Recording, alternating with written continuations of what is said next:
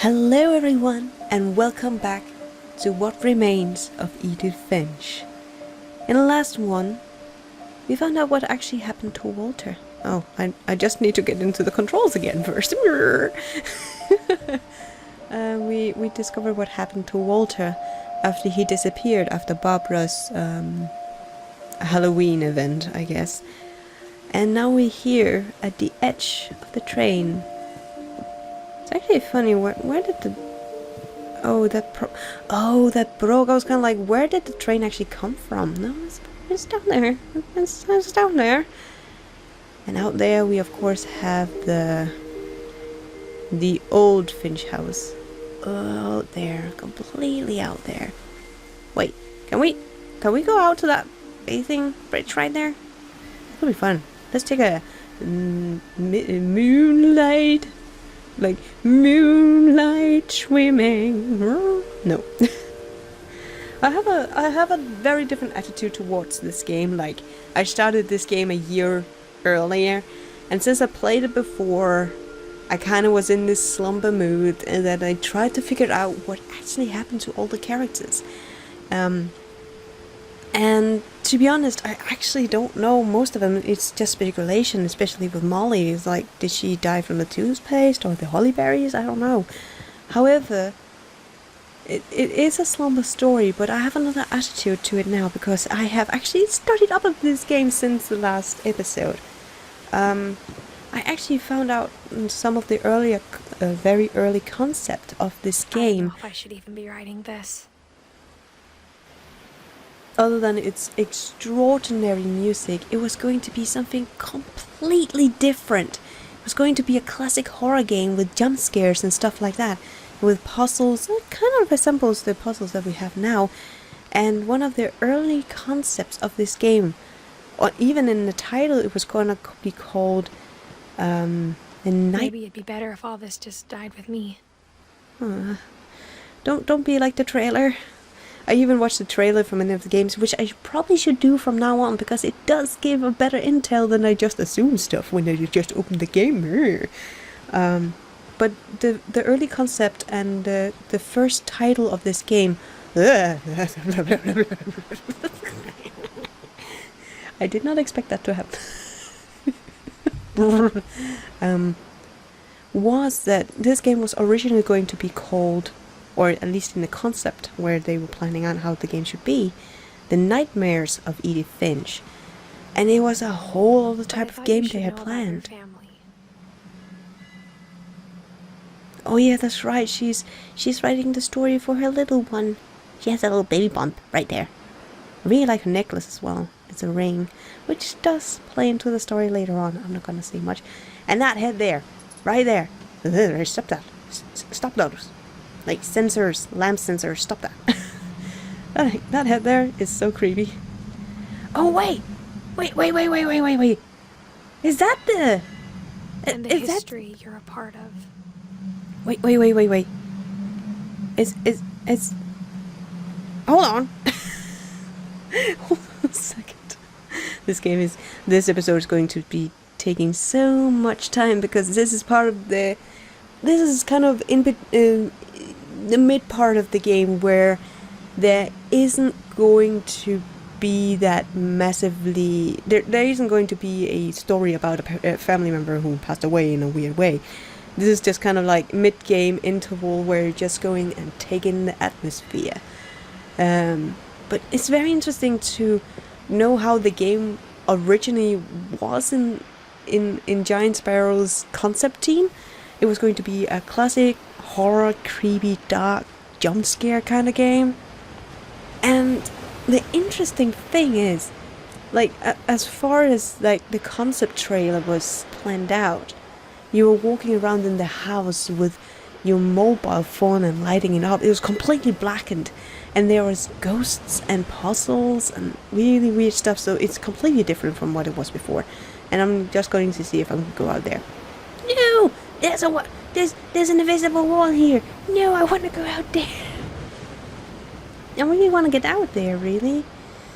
Oh man, I really hope they make a sort of follow-up, because this game ends up on like a cliffhanger kind of thing, and I hate cliffhangers. That's probably the thing I hate the most about games, when they end on cliffhangers, because they're not going to be answered. But this game, with it being based on first time being a horror game. Though to be honest, I feel as lost as you probably do right now. Yeah, we're pretty lost here, aren't we? But with the fact that it was originally planned to be a horror game, I think the people get in it the a bit stories more believe now. them, for what that's worth. Yeah, it's kind of like, it's kind of understood as a self, if we could say it like that. They believe the stories that much that they became a prophecy in themselves. Like they destroyed themselves basically by listening to the stories. There's something over here, isn't there? Because there's light over here. Like, come on. No, there's no secrets here. That's annoying. I'd hope for secrets. No. Yeah. And you know you've been playing Breath of the Wild too much when you're going like, oh, I can pick that rock up and there will be a Korok, right? No? Yes? No? Oh, man. But yeah. Where did I go to? Because now I rambled and I forgot where I was. And can we go out here? I get so easily distracted, I'm so sorry. We can probably not go out there. It's a broken bridge. Okay. It was just that there was lanterns there and they just kind of shut off and stuff like that, so I just wanted to see if there was any secrets. I love finding small secrets. But with it being originally a horror game, which I was trying to talk about, with all the creepiness to it, with walking around in the house with just a mobile phone, seeing mannequins and scary ghost dogs and stuff like that. Had that history of imagination and stubbornness and madness. Yeah, that's true. It's hard to walk and actually talk about this because she starts talking over it and you try to get a point across. The thing is, interestingly, they have a common denominator. Like, And they have seems possible. they have a common denominator, which is fear, but different types of fear. In the original concept, it was going to be like jump scares and stuff like that. That classic type of horror that we know, which is mostly seen as jump scare horror. Like, it's not like it's going to be it wasn't designed to be animatronics running after you and stuff like that. Is there something on the other side of this? No, we can't look through it away because this link is right there. But it's a common denominator. It's a fear. For so long, we've just gotten used to it.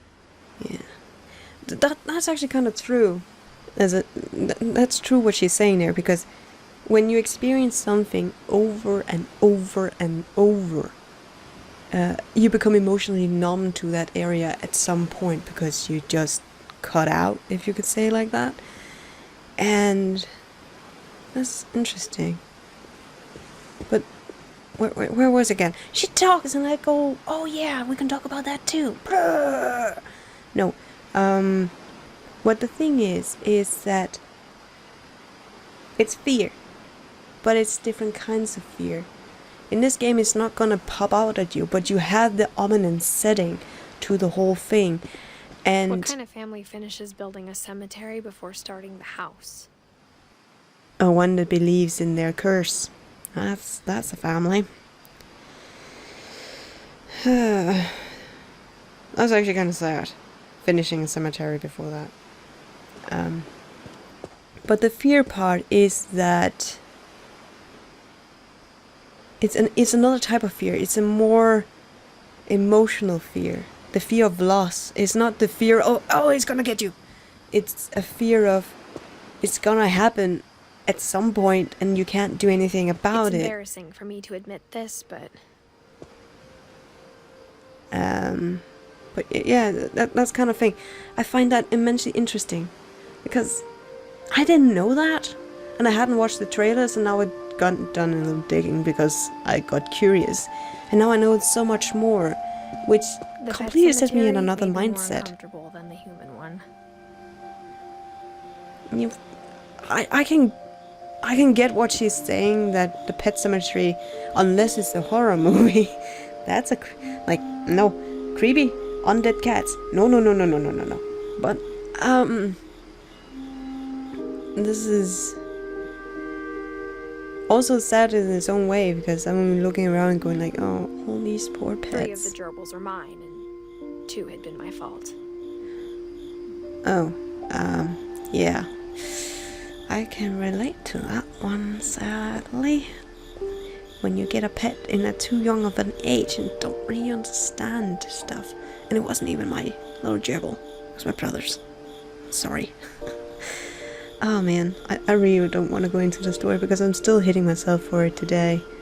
Even though I was really, really young when it happened. No, I'm not gonna go too much into it, but it's really nice that they make a little cemetery for the pets too. Kind of like make them a part of the family. And in some way, knowing what it was intended to be at the start to where it is now, it's they made it both ominous with the whole happening. The reason why I'm not moving is because I fear she's going to talk and then I'm gonna be distracted now. Now I wanna talk when I wanna talk. But the kind of fear that this game plays on is the more the emotional fear. Because most of us have experienced losing someone. And you know it's gonna happen. The immortal realm has not been developed yet. Or whoever knows if it ever is going to be developed. But we are living longer now. We have a longer lifespan than we have ever had in the history of humans. So the part of death will always come to a point in any person's life. It's kind of a yin and yang kind of sort of way. You know that you are in the world and you know you're going out of the world at some point. And that's just how it's gonna go, but you don't know how or when it's gonna happen. And that's also another type of fear. And this is what that game is playing on, which is a much more emotional one. And I didn't realize that until I actually saw the concept video for this game. Which surprised me, actually. It surprised me very much. The house, but it was Edie who designed the cemetery. And that was her grandmother, yes. But yeah, and this is the graveyard, basically, put up in a way of the family era. So we have Edie. So she did die. Makes you sad now. Because we just said she was no longer there, so I just actually figured she was in her home. I didn't actually ever notice that. Oh, poor Edie. Well, she did live a long life, you can see that. And I think also one of the things that hit people hard is in this game also children dies. If it had been people who would have had long lives, with accomplishments, people are less concerned of them going passing because it's a part of life. But when it's a young life, like the children here. Oh, she has a sleeping cat angel. Why did I not pay attention to all the details?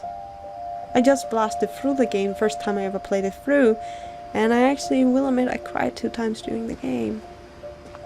Walter. Wait, hey. Wait, hold on. Is that a little person? That is a little person! I never noticed that. Because I just blast through the games every time I play alone, but when I'm actually recording I want to find every little bit I can. That's the thing. I'm sorry. I'm just maybe a little too jolly. I may be a bit too jolly through this part of the episode, but for Edie, the past never went away.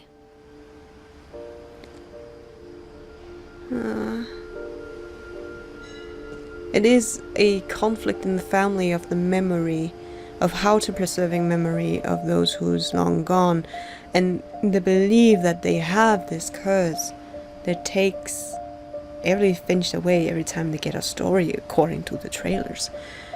But yeah, it's an interesting thing, because I never, in our family we don't really talk about death, but it's not a taboo at all. But it seems that it also debates with, should you talk about an element of life that no one really talks about today in the modern era. Oh. She could see it poking out of the water at low tide. Oh, it's low tide today. Okay. I see. But it is very much a debate on touching upon things that hurt. And time is the only denominator that actually soothes it. It never goes away when you lose someone you care about. However, can we... Oh, hello. Edie said she dreamed about the old house every night. Well, it does kind of look like the one we are living in now, with additions, of course.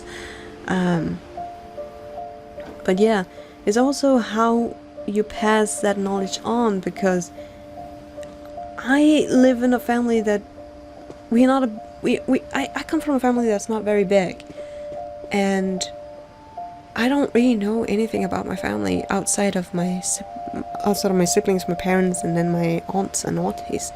The rest of the family is kind of like either dead or long gone. Like, my father's side I've never known, to be honest. Like, there's never been any contact. And on my mom's side, there's no contact with my grandparents on that side's siblings and family members, so we have very little family, so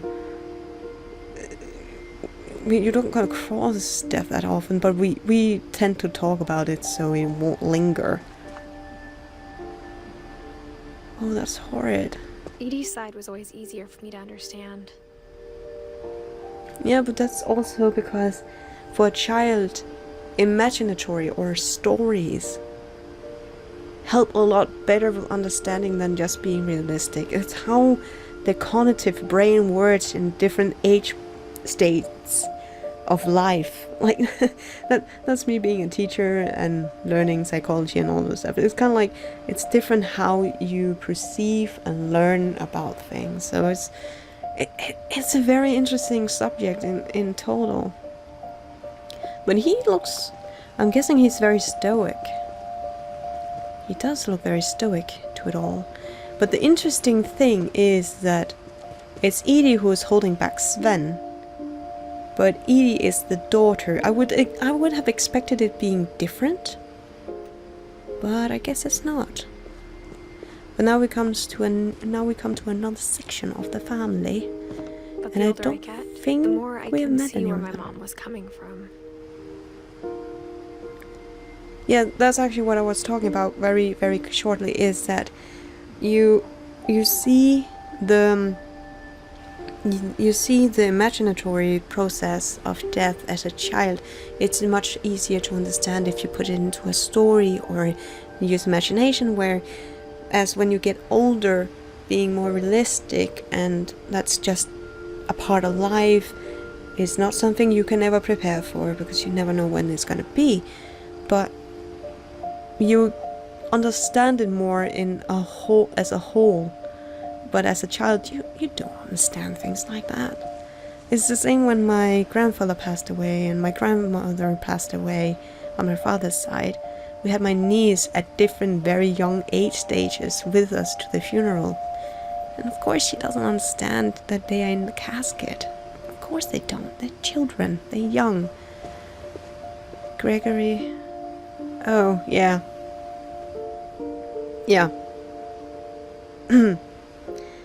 We are gonna meet these 3 characters very soon. And 2 of these characters make me cry. Because this game also touched upon... This basically also touched upon a part that it's gonna affect everyone at some point or somehow. So that's the thing, like, you can't avoid playing this game without getting a little emotional, because you can relate to at least one of the stories. I can relate to at least two, so that's kind of sad. She lost 2 of her brothers, just like I did. I get why she tried so hard to protect us. Yes, that's the thing. We have Lewis here, and this is apparently, as far as I remember, this is Edie's dad, which is, I don't understand if it's a part of the family curse. With those who marry into the family also experience the curse, then it's kind of more in the belief there is a curse other than there is actually a curse. And then Milton that disappeared, he was never proven dead though, but he disappeared. And there's also people that can relate to that, because there are stories about children or family members or friends that just disappear and never come.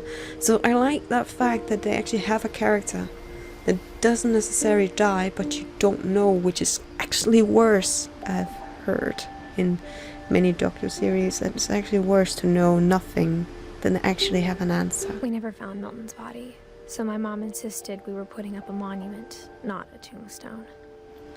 And just imagine how horrid it is for a parent to experience this. However, this is Sam, so that's her it's great grandparent and great grandfather. There we are. So Edith was actually really old. I forget that all the time, that Sam is actually her grandfather, and Gregory and Gus are her mother's brothers. And then we have Edith's family down here, so we're almost at kind of a midpoint in the game, as I talked about. But again, with knowing that it's actually based on the emotion fear, this is not just a horror story to make a horror story. There was actually a horror game in intent with this game, but they made something more interesting, more engaging. Interesting is probably the wrong word, but they made a game so engaging that you feel emotional fear or dread when you see the names and you see their ages. You go like, oh no, what happened to them? It's empathy. It's fear of losing. It's fear of what went wrong. I could ask my mom now. And we also know this that is what she wanted all along. For me to come back someday and find everything out for myself. maybe that is true. That's what her mom actually wanted her to do, was that she believed that Edith was too young to understand all the things, that she had lost 2 brothers and she don't know where she would be, and now she's pregnant without a mom to guide her. She's alone. Of course, that's the part of the thing, is that we're trying to figure out what's actually going on with the whole family, or what happened to them rather. And that was why I thought it was a whodunit story and not actually a horror-based story. So very much so is the part that oh, it's saving. So we are at a point now. No, as it's very much based on the fact that at least my attitude towards the game shifted when knowing it was based originally to probably be a horror game than a storytelling, emotional atmosphere game. This is something I really wanted to talk to you guys about, because this is how I really love this game for the good reasons, like the music, the atmosphere, the storytelling is amazing. But the content and what happens to the characters are horrid. And I really wanted to figure out also if it had happened to real characters. And I think that all the characters in this game kind of symbolizes someone in your life. Whether it's a great grandmother you met maybe once who passed away of old age, or other. Kind of symbolizes one person in your life, no matter age stage or how they died, like tragic accidents or other mysterious things, or completely disappears and you never know what happened to them. I think they symbolize everyone. There's loved and lost in some way, and it captivating in so many ways. I'm trying to say I really love this game, and I know the next couple, the coming chapters of this story would probably hit me a little more than the others would, where I'm a little more who done it, but that was also on another mind stage, or I was in another set of mind there, where I would go like a who done it, without actually having the background knowledge of the game itself.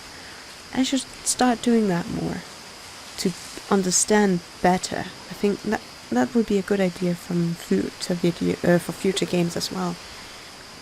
And with that, I actually think I'll be ending off here. And just a question that you can answer if you want to.